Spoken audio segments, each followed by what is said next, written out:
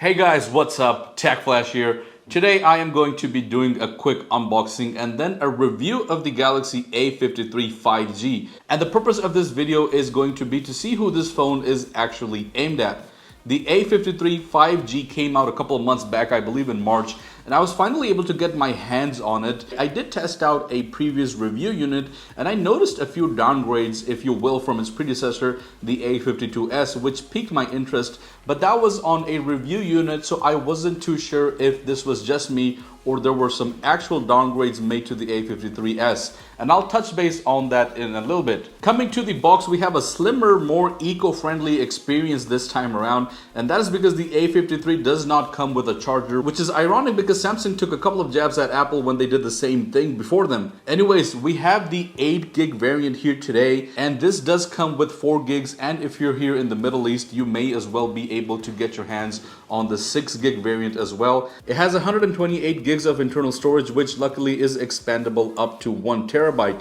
The A53 was introduced with a couple of new pastel color schemes.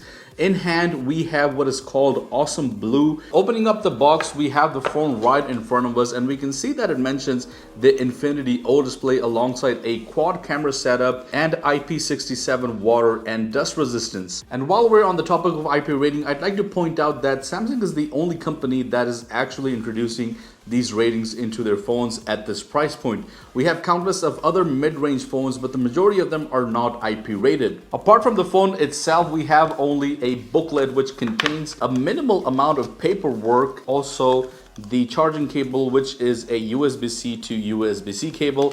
We also get the SIM ejector pin. Design-wise, the phone is pretty similar looking to what we saw in last year's model, with slight changes here and there. For example, the camera bump is now a little bit more flush with the body. Furthermore, the A53 is made up of polycarbonate, which is another fancy word for plastic, but it doesn't feel cheap at all. Even the side rails here are made up of plastic, and I always forget because to me it doesn't feel like plastic at all. So it's not a really cheap feel, it's a really premium feel. Furthermore, looking at the design, we now have a stereo speaker and a USB-C port, and we also have the SIM tray here, and this actually supports an additional 1 terabyte of storage, so it does have additional storage if you do want to, and I believe it also supports 2 SIMs. So let's open this up and see for ourselves.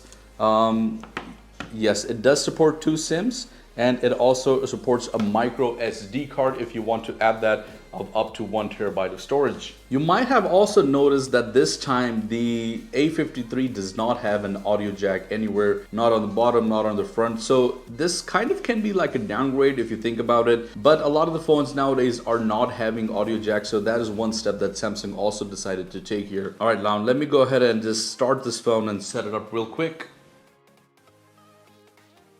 One of the upgrades we get to see on the A53 from last year's model is the battery size. This time we have a 5000 milliampere battery up from 4500, which technically speaking should give you a better battery life. But unfortunately, it looks like bigger doesn't always mean better, because after doing some testing, the A53 put on around 113 hours, which is not bad at all, but it's the exact same as the A52 did as well. Another thing to also note here is that the A53 still supports the same 25 watt fast charging as last year's model. In fact, we noticed that the A52s actually outperforms the A53 in a 30-minute charge race test. Coming down to the chipset, Samsung decided to go with the Exynos chipset this time, and they went with the 1280 chip, which is a good chip considering the mid-range class. It actually did perform pretty good when playing games and had no lag at all whatsoever. Having said that, it's not the best. You wouldn't really expect to have something like the 8th gen Snapdragon here as well. Comparing to the Snapdragon, this chipset gives you around the same amount of performance as the 7 series chipsets. In fact, last year's A52 had the Snapdragon 750G, which we believe was actually a bit better based on some benchmark tests that we performed. When we ran on Antutu, the A53 scored around 380,000 points, while the A52 was giving us around 420,000 points. Display-wise, the A53 has the exact same display as the A52s. It comes with a 6.5-inch AMOLED display with 120 Hz refresh rate for smooth scrolling. Although one thing to keep in mind is that the phone does not have a variable display, which means it won't dial down when you don't need 120. It does support full HD 180 and also comes with Gorilla Glass 5, which again, not the best, but perfect for this price point. It also has an in-display fingerprint sensor, but I personally would have preferred to see the fingerprint sensor added to the side button. Camera-wise, there are slight improvements thanks to the new chipset, which processes images better both during daylight and nighttime photography as well. Although they are the same exact camera setup as the A52s, with a main 64 megapixel camera, a 12 megapixel ultra wide camera, and two 5 megapixel depth and macro lenses. Price-wise, you can get your hands on the A53 from around 1300 dirhams and up to 1700 dirhams depending on the variable you go with. In USD, that's I think around $370 to the $400 range. And I know that a lot of people will have problems with the price point here because there are cheaper, better phones out there, mostly from Chinese manufacturers like OnePlus or Realme or Xiaomi. But there's one thing that you have to keep in mind. First of all, you are paying for the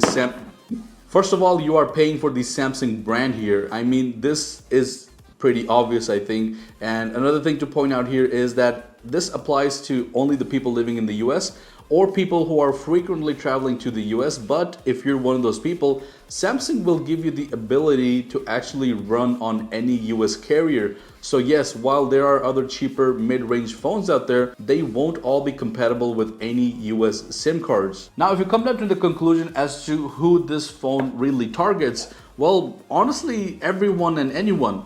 The A53 is not a bad phone at all, but considering that there are a number of small downgrades, you may want to stick with the A52s if you already have that in your hands, or if you're planning to buy a new one because it is the cheaper one of the two at the time of filming this video. As for the A53, if you want a better IP rating, a slightly better camera, and a few more color options, and if the price really doesn't bother you too much, then the A53 is a perfectly good smartphone as well. Anyways guys, that does it for this video. Leave your thoughts and comments down below and let me know what you guys think of the A53. And if you were to buy a brand new phone, would you go for the recently launched A53 or a year-old A52s? Let me know down in the comments below. Thank you guys for watching. I'll see you in the next one.